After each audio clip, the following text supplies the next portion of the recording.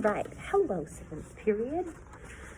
So this little video is to prepare you for your lab tomorrow. Again, tomorrow we are going to be investigating the stomach contents of a murder victim so that we can figure out the last thing that they ate. The first page of the lab tells you 3 of the victim's favorite restaurants. The first place is the Pizza Palace. The victim would never eat thick crust pizza from anywhere else. The victim would typically order a pizza with sausage, pepperoni, and bacon. What 2 macromolecules would you most expect to find in the stomach contents of the victim if his last meal was a meat lover's pizza? So for number 1, I need you to make a prediction of what 2 macromolecules we could find in his stomach if he ate pizza. So I'll give you a second, pause the video, and write an answer about the 2 macromolecules you could expect to find in the stomach.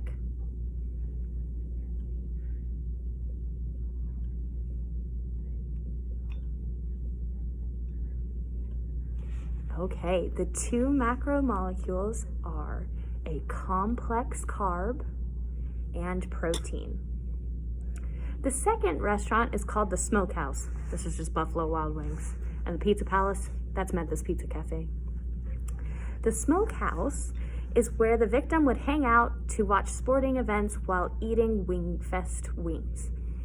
Now, based on this meal, I want you to tell me what we would find in his stomach. What 2 macromolecules could we find in wings and celery? Pause the video and come up with an answer.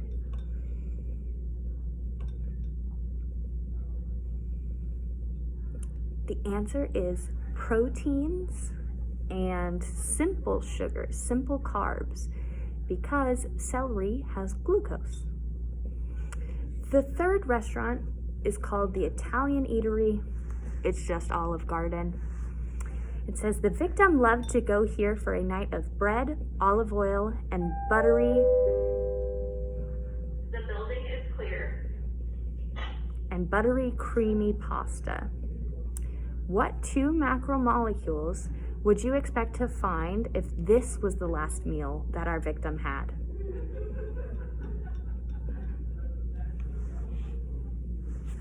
Pause and try to answer yourself.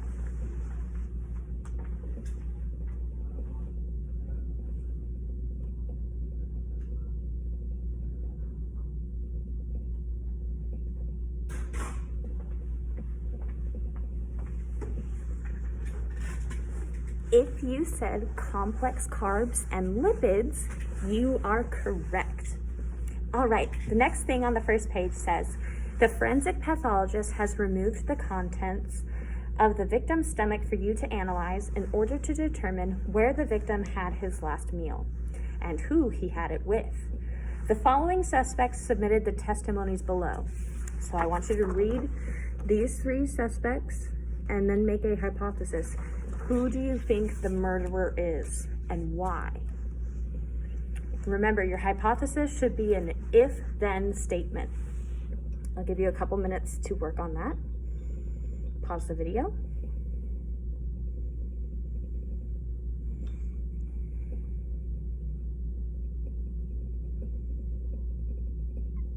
Here is an example hypothesis.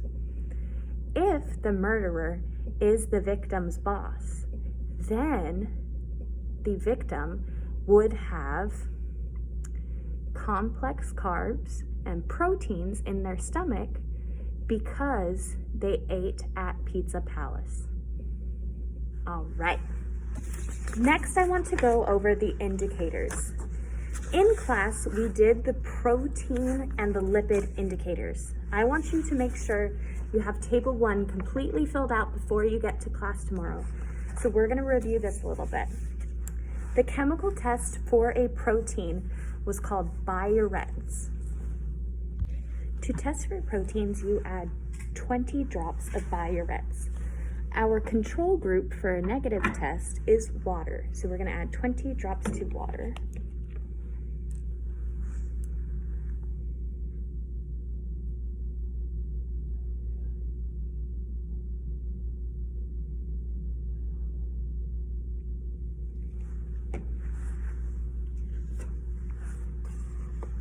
and we see that the negative is a light blue. For our positive, we are going to use egg whites. Tomorrow, for our positive, we are going to use egg whites, but tomorrow, you're just going to use the stomach contents for every sample. So instead of putting egg whites, you would be putting in the stomach contents. And then you add 20 drops of biuretes.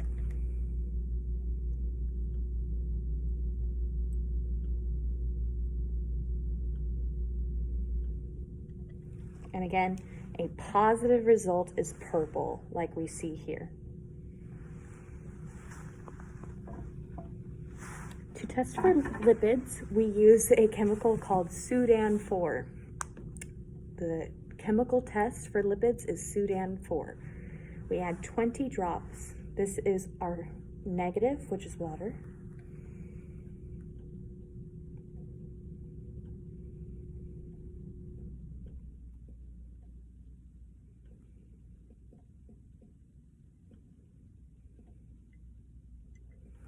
And a negative test will look all pink throughout. So a negative test is an all pink liquid.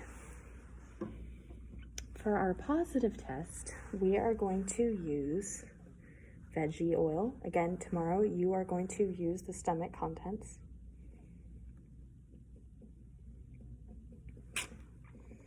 And then we add 20 drops of Sudan-4.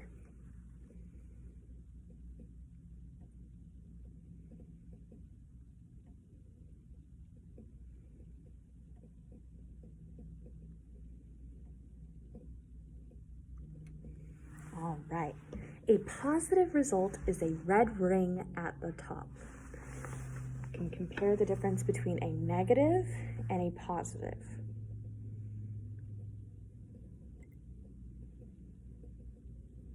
Wonderful.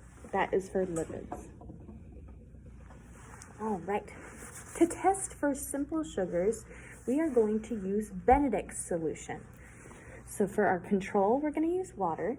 When we are testing with Benedict's solution, we add 40 drops. Benedict's solution does not work at room temperature, so we have to put our test tubes in a hot water bath.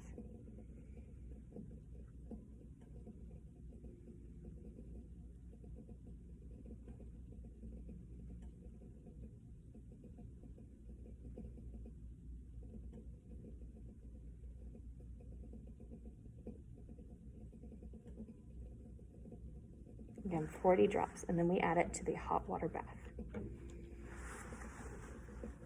Our hot water bath is going to be the hot plate and a beaker on top. You will use your gloves to place your test tube in the hot water bath.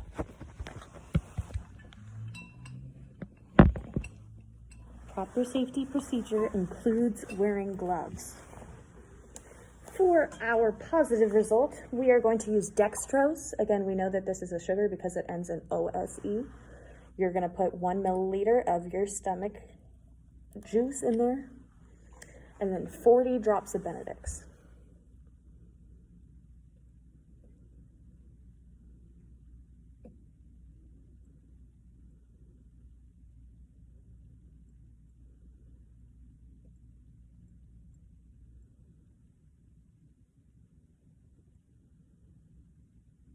All right, 40 drops. And then again, there's no color change yet. It was supposed to turn to color, right? Not until we put it in hot water. A positive result will become orange, yellow, green, or red. A negative result will stay blue. We're gonna let that continue to heat up while we do our last indicator. For our negative, we are going to use water. We are testing for complex sugar now. The test for complex sugar or starch is called Lugol's solution. For Lugol's solution, we do 6 drops. So again, 6 drops of Lugol.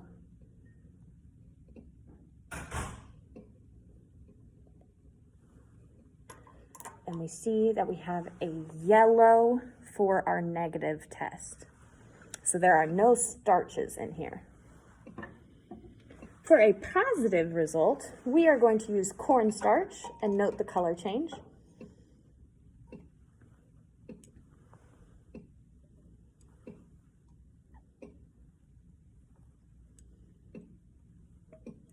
All right.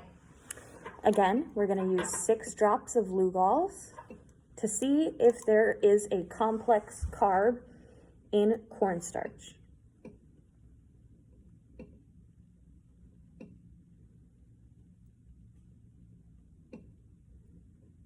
And it turned a blue-black. So we know that a positive result will be blue-black for Lugol's. All right. Now I want to show you what is happening in a hot water bath. Sorry, it's hard to tell. Okay, we see that one of our test tubes is still blue. That is the water. So a negative result will be blue. And a positive result will be orange. Don't forget, whenever you are working with the hot plate, you must have gloves on. So our negative result is blue. And our positive result is orange. Make sure that you have the full first page of the lab and table 1 complete before you get here tomorrow. Thank you for doing your homework, guys. I'll see you tomorrow for the lab.